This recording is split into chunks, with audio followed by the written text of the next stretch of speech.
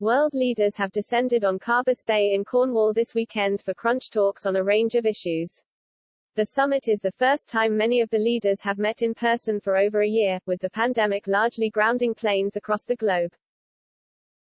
With the family photo being taken outside, the elite group were able to ditch coronavirus face masks as they smiled for the camera.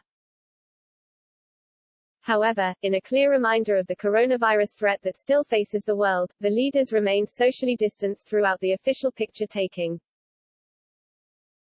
The pandemic will be the first major talking point for the G7, with leaders discussing how to build back better from coronavirus in the first session of the summit this afternoon. Just 6 months after the end of the EU transition period, Mr. Johnson is playing host for the conference, in a major boost for his vision of global Britain.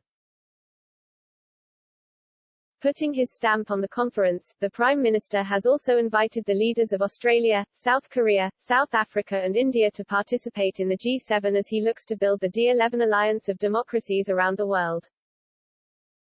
A second family photo with the guest nations involved will take place tomorrow. Mr. Johnson and the newlywed Carrie Johnson greeted the G7 leaders and their partners on the beach individually ahead of the group picture. Warm words appeared to be exchanged with each country's representative as they arrived at the Tregenna Castle Hotel for talks.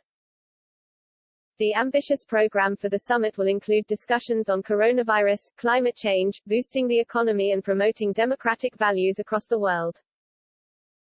Immediately after the family photo, the leaders made their way inside the hotel to hold talks on building back better.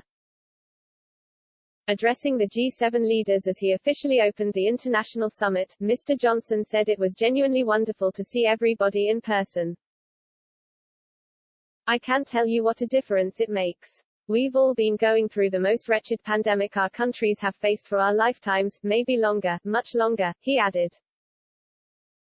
I actually think this is a meeting that genuinely needs to happen because we need to make sure we learn the lessons from the pandemic. We need to make sure that we don't repeat some of the errors that we doubtless made in the course of the last 18 months or so.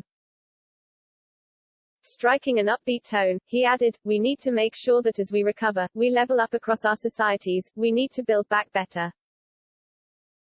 I actually think that we have a huge opportunity to do that, because as a G7 we are united in our vision for a cleaner, greener world. A solution to the problems of climate change in all those ideas, in those technologies, that we're all addressing.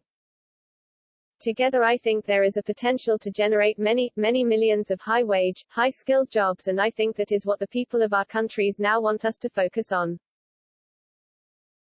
As well as tackling international issues, leaders at the G7 will hold a series of bilateral meetings to discuss how to build closer ties between their countries. Brexit is set to dominate Mr. Johnson's talks with Mr. Macron, Ms. Merkel, Ms. von der Leyen and Mr. Michel. Ahead of the official family photo this afternoon, France's president shared a picture of the EU leaders all in discussion.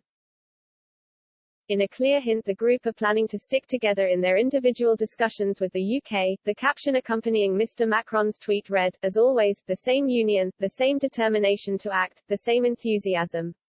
The G7 can begin. Issues over the implementation of the Northern Ireland Protocol have continued to put a strain on relations between London and Brussels since the end of the transition period at the end of last year. The mechanism means bureaucratic paperwork is required on some goods travelling to Northern Ireland from Britain. The EU is accusing the UK of failing to properly implement the protocol, while Britain says it has been forced to temporarily ease requirements under the deal to protect the UK's internal market. Brussels had been hoping to persuade Joe Biden to put pressure on the UK over the protocol during the G7.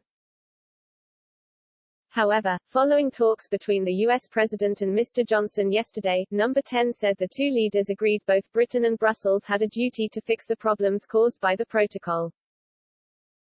A Downing Street spokeswoman said, the Prime Minister and President both reaffirmed their commitment to the Belfast Good Friday Agreement and to protecting the gains of the peace process. The leaders agreed that both the EU and the UK had a responsibility to work together and to find pragmatic solutions to allow unencumbered trade between Northern Ireland, Great Britain and the Republic of Ireland.